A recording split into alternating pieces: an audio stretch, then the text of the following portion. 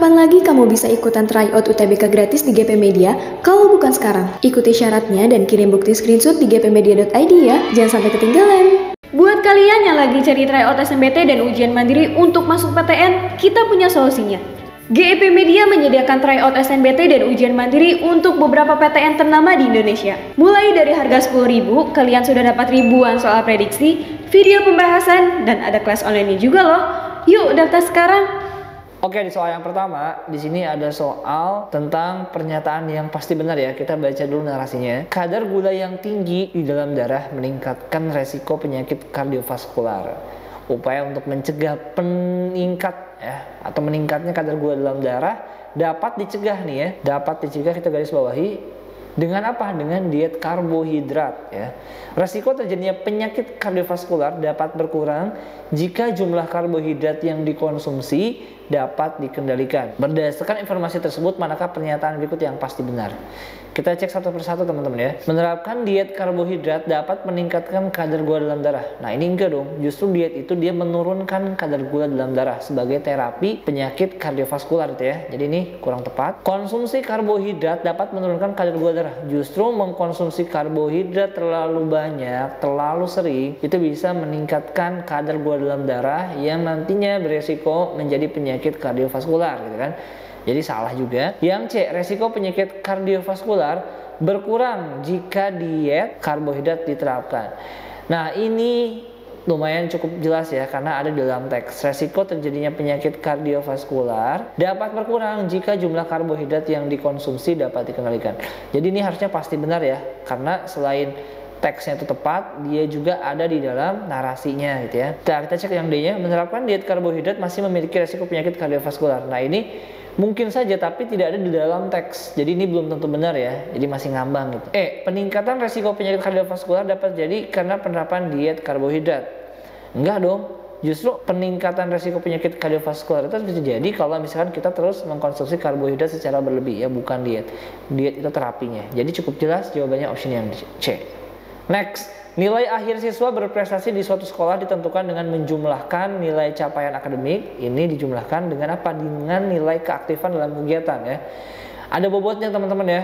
Yang capaian akademik ini 60% ya, ini 60%. Sedangkan yang keaktifan ini 40% ya. Nanti dijumlahkan itu. Di antara kelima siswa tersebut mana yang paling berprestasi? Kita cek ya. Ini 9 kali 60%. Nah cara cepatnya ya teman-teman, kamu kaliin aja 9 sama depannya aja nih, 54 kan ya. Tapi ini pasti nggak mungkin 50-an, pasti 5, ya. Karena ini aja 9 gitu ya, satuan. Ini 8 dikali 40%, 8 kali 4, langsung aja 3,2 ya. Tambahin jadi berapa ini? 8,6 gitu ya. Kemudian ini nanti 7 kali 6, 4,2. Ditambah dengan 10 kali 40, jadinya ini 8,2. Ini juga sama, 9 dikali 60%, 9 kali 6 berarti 5,4. Kemudian ininya adalah 9 dikali 4, 3,6 ya, 3,6. Berarti ini sekitar 9 pas ya. Kemudian ini 10 dikali 6, 6 ya. Nanti 8 dikali 4, 32, berarti 3,2 ya, jadinya 9,2. Nah sejauh ini yang S ya. Ini 8 dikali 4, 3,2 ditambah dengan 9 kali 4, 3,6. Berarti ini kurang lebih cuman, ini 8 kali 6, 48 sorry teman-teman ya. 4,8 ditambah 3,6 berarti sekitar 8,4 ya.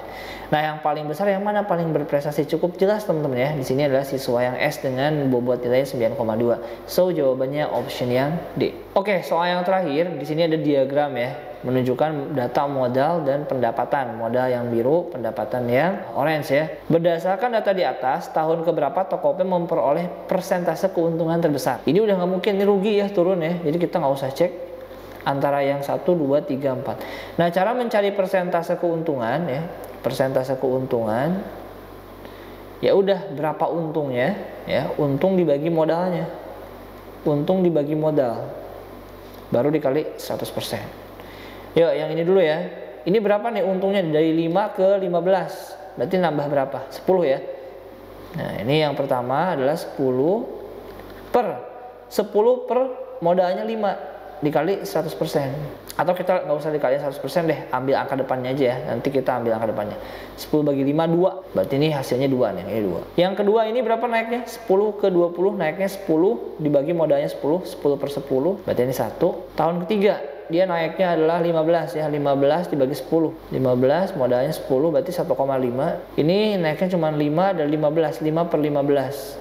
Berarti 5 per 12 per 3, 0,333. Cukup jelas teman-teman ya, yang paling besar berarti nanti adalah option yang A ya, dengan nilai bobot 2. Kalau teman-teman pengen dapat persentasenya, tinggal dikaliin aja 100% ya. Cuman di sini karena membandingkan, nggak usah. Jawabannya option yang A. Oke, jadi itu pembahasan tentang soal simulasi SNBT ya, khususnya untuk sebab PU. Nah, di sini kakak sediakan satu soal latihan, silakan kalian coba kerjakan dan tulis jawabannya di kolom komentar. Untuk pembahasan soal-soal selanjutnya, pantengin terus GP Media Channel. See you di next video, sampai jumpa.